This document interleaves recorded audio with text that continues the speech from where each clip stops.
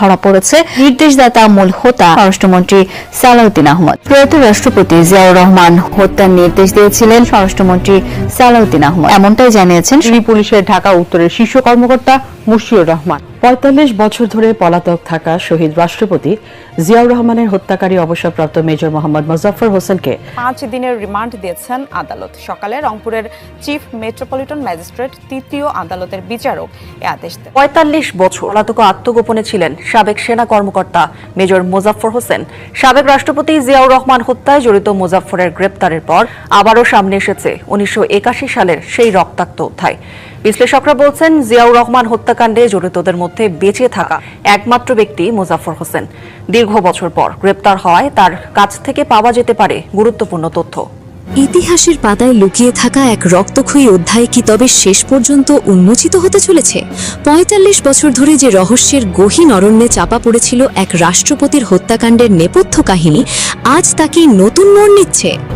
দেশ জুড়ে তোলপাড় করা এক গ্রেফতারি আর সেই সাথে উঠে আসা চাঞ্চল্যকর সব তথ্য কি কোনো বড় ষড়যন্ত্রের ইঙ্গিত দিচ্ছে? ৪৫ বছরের নিখুঁত আত্মগোপন, নেই কোনো স্থির চিত্র, নেই কোনো সুনির্দিষ্ট ঠিকানা বা ব্যাংক অ্যাকাউন্টের হদিশ। অথচ ৪ দশকের বেশি সময় ধরে দেশের ইতিহাসের সবচেয়ে বড় একটি হত্যাকাণ্ডের আসামিকে ধরা যাচ্ছিল না। কিন্তু এই দীর্ঘ অদৃশ্য দেয়াল নিমেষেই ভেঙে পড়ল আধুনিক প্রযুক্তির কাছে। ৪৫ বছর আগে যিনি স্বাধীন দেশের একজন রাষ্ট্রপ্রধানকে চিরতরে বিদায় করার নৈপথ্যে কাজ করেছিলেন, তিনি কি এবার বর্তমান প্রধানমন্ত্রীকে সরিয়ে দিতে নতুন কোনো মাস্টার প্ল্যান নিয়ে মাঠে নেমেছিলেন? শহীদ জিয়ার ঘাতক মোজাফফর হোসেন সে শহীদ জিয়ার সাথে থেকেই আবার শহীদ জিয়াকে নির্মমভাবে দুনিয়া থেকে শেষ করে দিয়েছে। শুধু তাই না, এই ঘাতক মোজাফফর হোসেন সে আরও ৪৫ বছর আগেই শহীদ জিয়ার বিরুদ্ধে ষড়যন্ত্র করে শহীদ জিয়াকে নির্মমভাবে দুনিয়া থেকে বিদায় করে সে এতদিন আত্মগোপনে থেকে এখন আবারও বর্তমান সরকার তারেক রহমানের বিরুদ্ধে ষড়যন্ত্র জাল একের পর এক বিছিয়ে যাচ্ছিল। তবে বর্তমান সরকার তারেক রহমানের এক চালেই এই ঘাতক মোজাফফর হোসেন সে ইতিমধ্যেই হাতে নাতে ধরা পড়েছে এবং তাকে রিমান্ডে নেওয়ার পর শহীদ জিয়াকে হত্যার দায় স্বীকার করে স্বীকারোক্তিও দিয়েছে।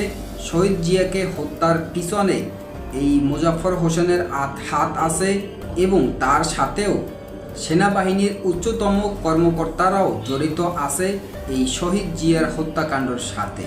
এবং তারই মুখ থেকে এবার রিমান্ডে চাঞ্চল্যকর তথ্য উঠে আসছে, যেই কারণে তার সর্বোচ্চ শাস্তি হতে যাচ্ছে ফাঁসি। দর্শক, সেই বিষয়ে দেখেছেন ভিডিও শুরুতে কিছু শিরোনাম, এবার দেখবেন সম্পূর্ণ ভিডিও জুড়ে বিস্তারিত।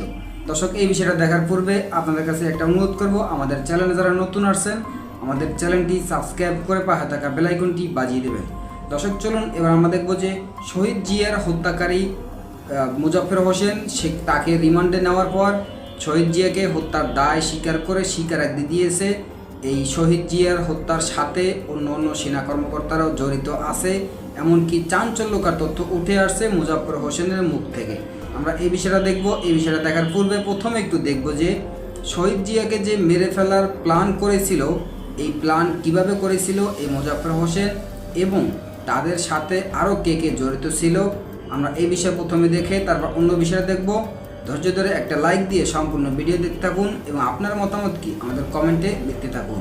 আন্তর্জাতিক অপরাধ ট্রাইব্যুনালের একটি মামলায় গত মার্চ মাসে গ্রেফতার হন সামরিক গোয়েন্দা সংস্থা ডিজিএফআই এর সাবেক প্রধান মাসুদ উদ্দিন চৌধুরী। গ্রেফতারের পর স্বাভাবিক আইনি প্রক্রিয়ার অংশ হিসেবেই তার ব্যক্তিগত মোবাইল ফোনটি জব্দ করে আইন শৃঙ্খলা রক্ষাকারী বাহিনী। এরপর সেই মোবাইল ফোনের ফরেন্সিক ডাটা অ্যানালাইসিস করতে গিয়েই তদন্ত কর্মকর্তাদের চোখ রীতিমতো কপালে ওঠে। বেরিয়ে আসে এমন এক চাঞ্চল্যকর তথ্য যা পুরো দেশের পলিটিক্যাল এবং ইন্টেলিজেন্স ল্যান্ডস্কেপকে কাঁপিয়ে দেওয়ার জন্য যথেষ্ট। ফরেন্সিক ল্যাবে মাসুদ উদ্দিন চৌধুরীর ফোনের ডাটা রিকভারি করার পর গোয়েন্দারা একটি অদ্ভুত প্যাটার্ন লক্ষ্য করেন। তার কল লিস্ট এবং মেসেজিং অ্যাপগুলোতে জন্ডো নামের একটি ছদ্মনামেই কন্ট্যাক্ট থেকে নিয়মিত যোগাযোগ করা হতো। বিশ্লেষণে দেখা গেছে গত 2 বছর ধরে এই জন্ডো নামের রহস্যময় ব্যক্তির সাথে মাসুদের অত্যন্ত নিবিড় যোগাযোগ ছিল। বিষয়টি আরও সন্দেহজনক হয়ে ওঠে যখন মাসুদের গ্রেফতারের পরেও এই জন্ডো থেমে থাকেনি। যে মাসুদের ব্যক্তিগত সহকারী ফারুকের সাথেও নিয়মিত যোগাযোগ রক্ষা করে চলছিল। কিন্তু কে এই জন্ডো? কেনই বা সে একজন সাবেক ইন্টেলিজেন্স চিফের সাথে এত গোপন কোড ব্যবহার করে কথা বলতো? গোয়েন্দারা সর্বাধুনিক ওপেন সোর্স ইন্টেলিজেন্স এবং সিআইডির অ্যানালাইসিসের মাধ্যমে অবশেষে নিশ্চিত হন যে এই জন্ড আর কেউ নন, তিনি হলেন ৪৫ বছর ধরে ফেরার থাকা সেই মেজর মোজাফফর। ফরেনসিকের বিশেষজ্ঞদের বিশ্লেষণ অনুযায়ী মোজাফফর বিদেশি বিভিন্ন থার্ড পার্টির অ্যাপ্লিকেশন যেমন হোয়াটসঅ্যাপ এবং ভাইবারের অত্যন্ত সিক্রেট কিছু গ্রুপ ব্যবহার করতেন। গ্রুপগুলো ছিল সম্পূর্ণ বেনামি এবং সেখানে বিক্ষিপ্ত কিছু ইংরেজি কোড ব্যবহার করা হতো।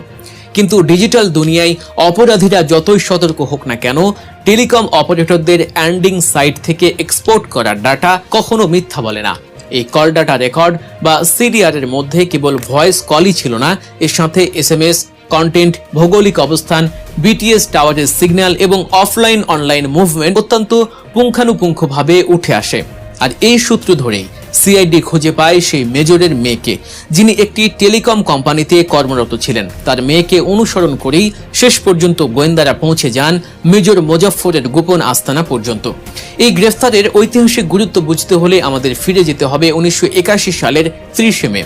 চট্টগ্রামের সার্কিট হাউসে ঘটে যায় বাংলাদেশের ইতিহাসের সবচেয়ে মর্মান্তিক ট্র্যাজেডি। তৎকালীন রাষ্ট্রপতি জিয়াউর রহমানের সেই আকস্মিক হত্যাকাণ্ড পুরো দেশকে এক গভীর শূন্যতার দিকে ঠেলে দিয়েছিল।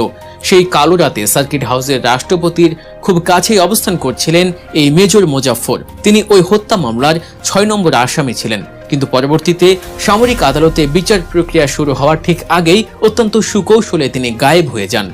দীর্ঘ ৪৫ বছর পর সেই পলাতক মোজাফফর আজ ঠিকই সেনা হেফাজতে বন্দী। তবে গোয়েন্দাদের অবাক করেছে মোজাফফরের সাইবার আচরণের অদ্ভুত পরিবর্তন। বিশ্লেষণে দেখা গেছে বিগত ফ্যাসিবাদী সরকারের আমলে মোজাফফর এবং মাসুদের মধ্যকার যোগাযোগটি ছিল অনেকটাই ওপেন। তারা এতটাই ওভার কনফিডেন্ট ছিলেন যে কেবল অনলাইন অ্যাপই নয়, জেনারেল লাইন টেলিফোনেও তারা নিয়মিত কথা বলতেন। তৎকালীন প্রশাসনের ছত্রছায়ায় তারা নিজেদের ধরা ছোঁয়ার বাইরে মনে করতেন। কিন্তু 5ই আগস্টের রাজনৈতিক পট পরিবর্তনের পর তাদের সেই সাইবার আচরণ পুরোপুরি বদলে যায়। মোজাফফর যখন নিজের ডিজিটাল আইডেন্টিটি লুকাতে হাই অ্যান্ড ভিপিএন ব্যবহার করতে শুরু করেন এবং ছদ্মনামের আড়ালে পুরোপুরি হাইড হয়ে যাওয়ার চেষ্টা করেন, কিন্তু ততদিনে যা ক্ষতি হওয়ার তা হয়ে গেছে। আগের সেই 2 বছরের ওপেন সিডিআর ডাটাই মূলত গোয়েন্দাদের হাতে তার আসল লোকেশন তুলে দেয়। এখন সবচেয়ে বড় প্রশ্ন হলো, বাবার পর এবার কি বর্তমান প্রধানমন্ত্রী তারেক রহমানকেই দুনিয়া থেকে শেষ করতে দেশে এসেছিলেন খুনি মোজাফফর? 2026 সালের নির্বাচনের পর দেশের রাজনৈতিক মানচিত্র সম্পূর্ণ পাল্টে যায়। প্রধানমন্ত্রী হিসেবে তারেক রহমানের স্বদেশ প্রত্যাবর্তন এক নতুন যুগের সূচনা করে। কিন্তু এত বিপুল জনপ্রিয়তার পরেও একটি অদৃশ্য বিপদের কালো ছায়া যেন প্রতিনিয়ত তাড়া করে বেড়াচ্ছিল এই নেতৃত্বকে। অতি সম্প্রতি এলডিপির চেয়ারম্যান কর্নেল অবসরপ্রাপ্ত অলি আহমেদ প্রকাশ্যেই জনসভায় অত্যন্ত কড়া ভাষায় একটি শঙ্কা প্রকাশ করেছিলেন। তিনি স্পষ্টভাবে জানিয়েছিলেন, যে কোনো মুহূর্তে বর্তমান প্রধানমন্ত্রীকে চিরতরে সরিয়ে দেওয়ার একটি গভীর ষড়যন্ত্র চলছে। ক্ষমতার স্বার্থে তিনি প্রধানমন্ত্রীকে ঢাকার বাইরে রাত্রি যাপন করতেও কঠোরভাবে নিষেধ করেছিলেন। কর্নেল অলির এই বিস্ফোরক সতর্কতার ঠিক পরপরই ডিবির জালে ধরা পড়েন মেজর মোজাফফর। এই 2 ঘটনার কাকতালীয় টাইমিং প্রমাণ করে যে পর্দার আড়ালে এক বিশাল এলিমিনেশন প্রজেক্ট বা সরিয়ে দেওয়ার মিশন অত্যন্ত নীরবে কাজ করে যাচ্ছিল। গোয়েন্দা নথির চরম দাবি অনুযায়ী একটি সুনির্দিষ্ট অ্যাসাইনমেন্ট নিয়েই দেশে ফিরেছিলেন এই মোজাফফর। তার মূল উদ্দেশ্য ছিল যে কোনো মূল্যে প্রধানমন্ত্রী তারেক রহমানকে সরিয়ে গোটা দেশে এক ভয়াবহ বিশৃঙ্খলা এবং ইমার্জেন্সি বা জরুরি অবস্থার সৃষ্টি করা। আর এই মাস্টার প্ল্যান বাস্তবায়নের ডেডলাইন নির্ধারণ করা হয়েছিল আগামী ডিসেম্বরের আগে। এই ডেডলাইনের পেছনের কারণটাও বেশ স্পষ্ট। ভারতে বসে ক্ষমতাচ্যুত স্বৈরাচার শেখ হাসিনা কিছুদিন আগেই ঘোষণা দিয়েছিলেন যে তিনি আগামী ডিসেম্বরের মধ্যেই দেশে ফিরছেন। অর্থাৎ ভেতরের প্লটটি ছিল অত্যন্ত সুনিপুণ। দেশের ভেতরে থাকা স্লিপার সেল তাদের চূড়ান্ত মিশন সফল করবে, আর সেই বিশৃঙ্খলার সুযোগ কাজে লাগিয়েই পতিত স্বৈরাচার এবং তার দোসররা পুনরায় ক্ষমতা দখলের রাজকীয় মঞ্চে অবতীর্ণ হবে। এটি ছিল মূলত একটি এই মেজর মোজাফফর হোসেন সে শহীদ জিয়াউর রহমানের সাথে থেকেই শহীদ জিয়াউর রহমানের সাথে বিশ্বাসঘাতক ও বেইমানি করেছে।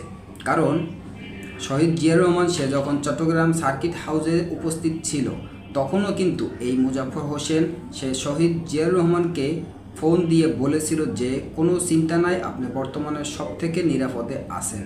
কিন্তু তখনও এই শহীদ জিয়াউর রহমানের বিরুদ্ধে এই মোজাফফর হোসেন সে ষড়যন্ত্রের জাল বিছিয়ে যাচ্ছিল।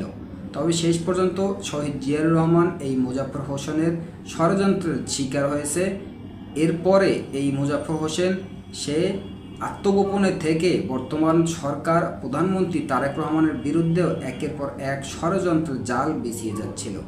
কিন্তু ইতিমধ্যেই বর্তমান সরকার প্রধানমন্ত্রী তারেক রহমানের এক চালেই হাতে নাতে ধরা পড়েছে এই মোজাফফর হোসেন, যেই কারণেই তার বর্তমানে সর্বোচ্চ শাস্তি হতে যাচ্ছে। দর্শক, আজকের ভিডিও এ পর্যন্ত। নতুন কোনো ভিডিওতে কথা হবে নতুন কোনো বিষয় নিয়ে। ততক্ষণ ভালো থাকবেন, সাথে থাকবেন। আসসালামু আলাইকুম, আল্লাহ হাফেজ।